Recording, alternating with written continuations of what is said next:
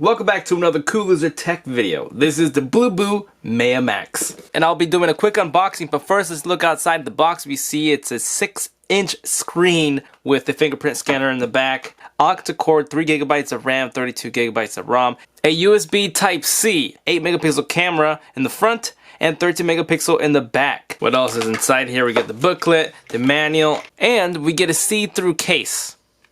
Rubbery. Oh, and the little SIM card removal, I believe. Let's look at this beast.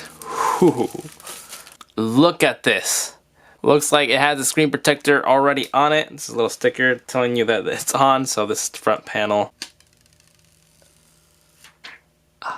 But wait, there's instructions in there telling you that there's a mute button on the side. Look at that, that is cool. This is something that the OnePlus only has. I'm not saying the iPhone doesn't have it. I'm just saying that's a nice welcome little thing there. Now let's remove this backing here. Oof. What it looks like to me, this is metal and the top portions feel like it might be plastic. Let's jerry rig it where he tests the device's scratch. So I did a little nick there, but it's definitely plastic. And there's metal. I don't want to scratch it because I want to keep it nice, obviously. Fingerprint in the back. Protruding little camera there. That's kind of normal now. Dual flash. And on the bottom, what it looks like a dual stereo speaker set. Maybe. USB-C. Speaker and mic is also in there. So how exactly big is this as compared to my Nexus 6P here? You see this is a 5.7-inch device with front-facing dual speakers. And you can see the Maya Max, which has a 6-inch screen, is bigger than my Nexus 6P. Pretty much identical to the height. You can see how the headphone jacks are both on top. It has a little bit of a round curve to the Maya Max. On the side, you can see how much more bigger the Maya Max is. So let's give this its first boot by holding down on the power there. LCD, as I can tell there.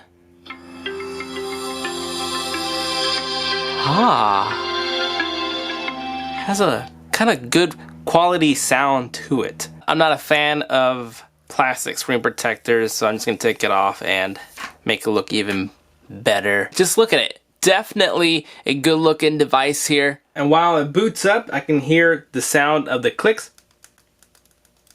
Good clicky feedback to it. And in case you were wondering, in the back, obviously there's no removable battery. Now the first thing I'm gonna test is double tap.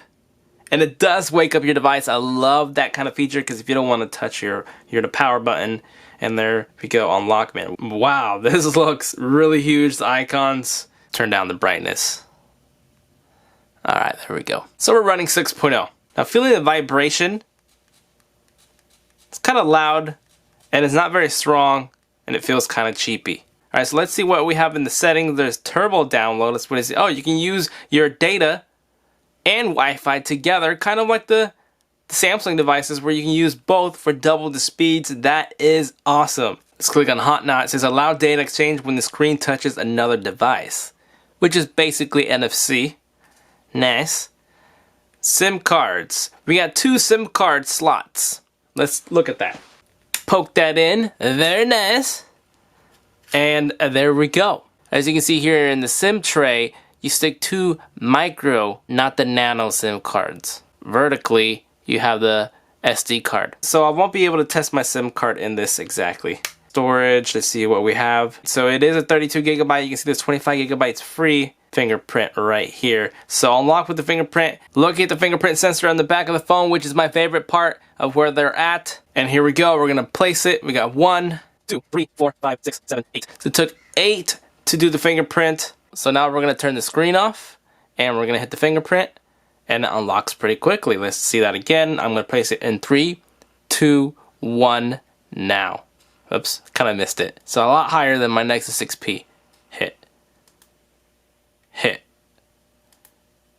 Hit. Alright, so not too shabby, right? Nothing out of the ordinary, but we're definitely going to the sounds and hear it out. But actually, I want to go into this little side ring and see what it does. Okay, it goes to a mute and then unmute. Mute. Unmute. So bringing down the notification, let's see what's in here. Nothing. Audio profile is hot. Nope. Okay, and as you notice, this launcher does not have a app drawer. All the apps are on the home screen, and that's pretty much it. There is no bloatware. I'm looking at the store. Let's click on that.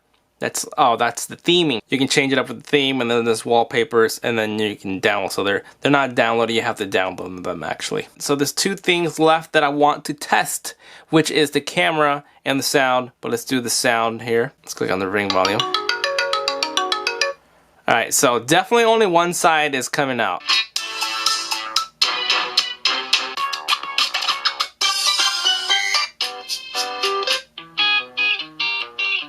It's loud, but only one side has a speaker on it, and it's actually not that high quality as I thought it would. So let's go into the browser and see where it takes me. Sometimes they take you somewhere. Okay.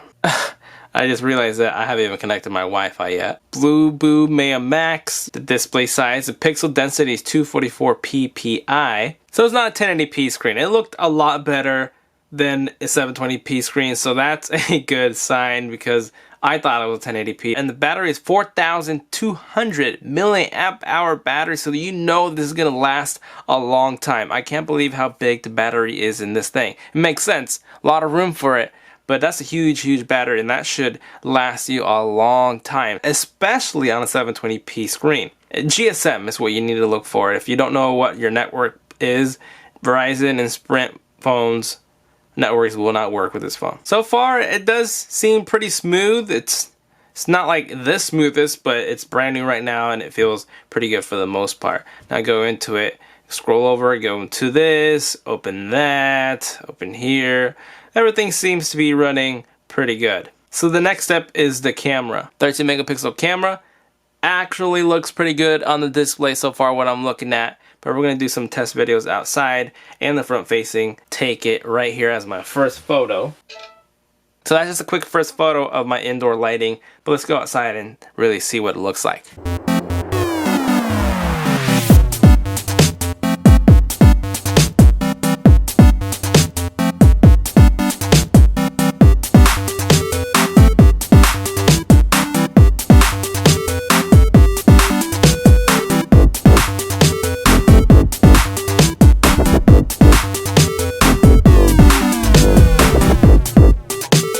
There was no option to choose to put like 4K or 2K or anything like that, but I put select EIS, which is the electronic image stabilizer. That electronic stabilizer, it actually zooms the camera very much inside, so it's like I'm almost too much zoomed in. I'm not this close to the bike, I'm a lot farther. So now this is without the electronic image stabilizer.